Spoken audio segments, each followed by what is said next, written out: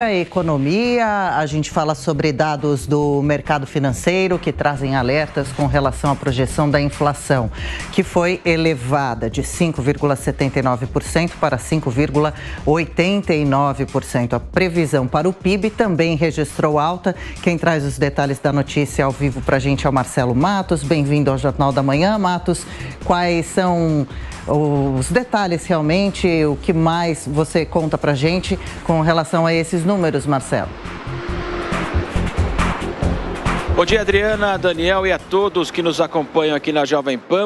Amanhã ainda aqui em São Paulo, tempo encoberto, 21 graus, temperatura baixa, mas infelizmente o movimento é o contrário em relação à inflação. Temperatura muito alta, novamente então a previsão do mercado através do Boletim Focus divulgado pelo Banco Central com as instituições financeiras, a sua análise em relação à projeção da inflação. Mais uma alta de 5,79% para 5,89%. Então, no Brasil, essa é a expectativa hoje para a inflação ao longo de 2023. 2024 também acima da meta, 4,02%.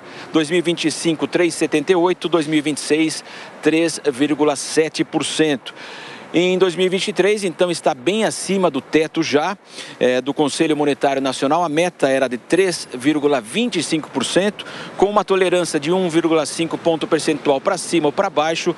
Então, o teto seria 4,75% e já estamos, a previsão de hoje, para 5,89%. 2024 também acima do teto, de 3% a projeção inicial para 4,02%. Janeiro nós já tivemos aí uma elevação no IPCA, que é a inflação oficial do Brasil, né? O Índice Nacional de Preços ao Consumidor Amplo, considerado, portanto, a inflação oficial, 0,53% na largada, alimentos e, mais uma vez, a questão também dos combustíveis. Essa questão que pesou tanto no ano passado, no ano anterior e prevalece ainda em 2023. Em relação aos juros, a taxa Selic está em 13,75%. Fevereiro, primeira reunião no Banco Central mantida em 13,75%. Está desde agosto do ano passado. É o maior índice desde janeiro de 2017. Projeção Boletim Focus para o PIB brasileiro. Subiu um pouco, de 0,78 para 0,8, ainda é um pibinho, mas essa é a expectativa, portanto, e para 2024, 1,5%. Falo aqui da sede do Banco Central, aqui na Avenida Paulista. Vocês podem observar que os portões iniciais aqui estão fechados.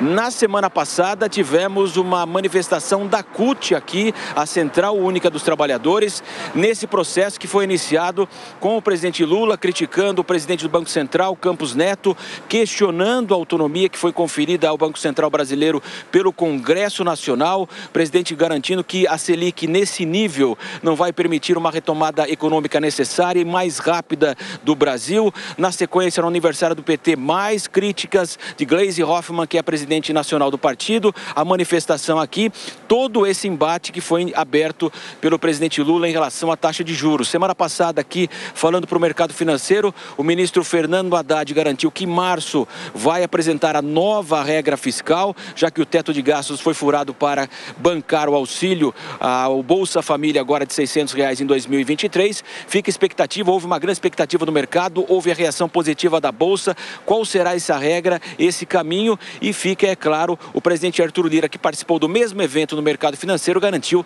que não haveria hoje espaço para uma revisão da autonomia do Banco Central brasileiro. E o mercado também ressalta o seguinte: uma mudança artificial não fará nenhuma diferença em relação à economia brasileira, só gerará, portanto, mais instabilidades. E lembrando também que esse movimento foi iniciado para conter a inflação lá no passado e há muitas críticas hoje em países como a Inglaterra e Estados Unidos que não fizeram esse movimento da subida da taxa de juros para conter a inflação. E o Brasil fechou 2022 com inflação menor que a Inglaterra, a Alemanha e também os Estados Unidos. Adriana. Perfeito. Discussão discussão essa toda que a gente segue acompanhando. Até já, Marcelo Matos, conosco por aqui nessa manhã, comentando as principais notícias do dia.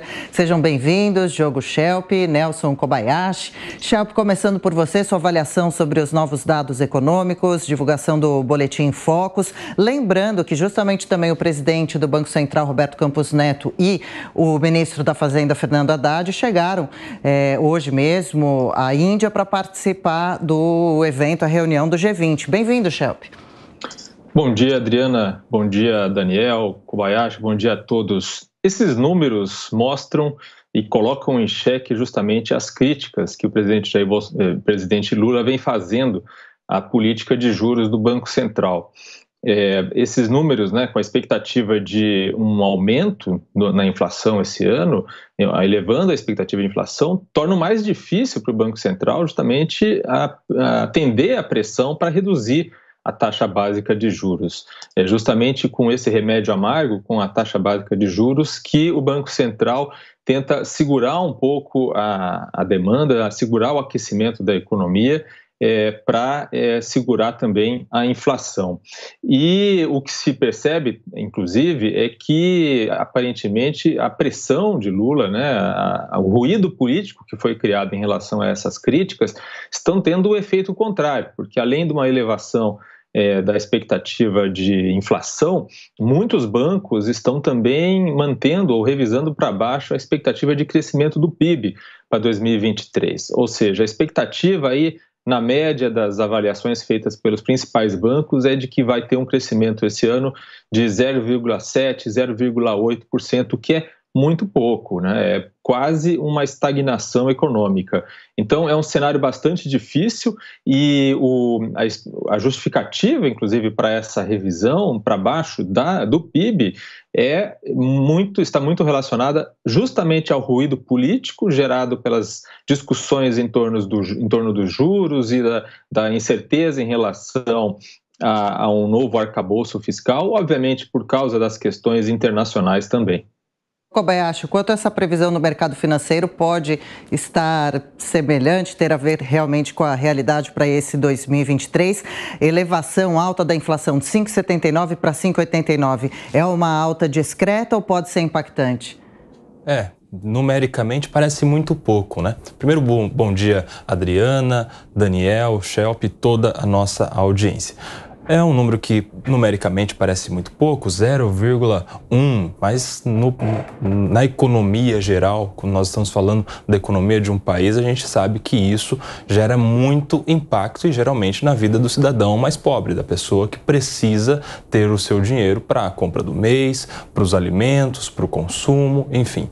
0,1 a mais do que o que já havia sido previsto, Isso só confirma que o Banco Central estava certo em deixar a taxa de juros lá em cima, que é um contraponto, é uma maneira de reação à pressão inflacionária. E aí a gente precisa se lembrar que essa taxa de juros é fixada lá em cima não somente em relação à inflação presente ou à inflação acumulada, mas também à expectativa de inflação. Quando essa informação vem confirmando de que a pressão inflacionária será maior do que a que imaginávamos, o Banco Central confirma a sua assertividade em estabelecer uma taxa de juros alta. Um outro dado que chama muito a atenção é de que a expectativa a respeito da inflação sobe de 0,1 no percentual geral, mas a expectativa de crescimento da economia sobe só 0,04, ou seja, a inflação será maior do que a que imaginávamos,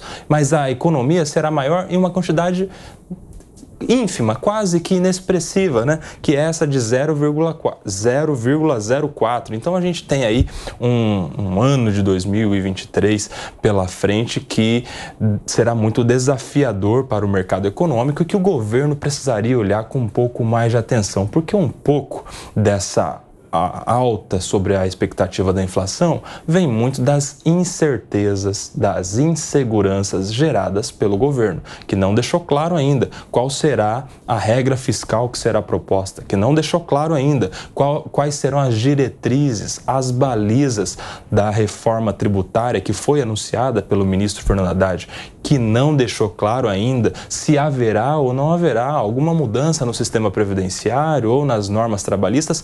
todas essas incertezas têm feito que o mercado econômico dê um passo atrás e segure, que reserve investimentos que poderiam estar movimentando a economia do país.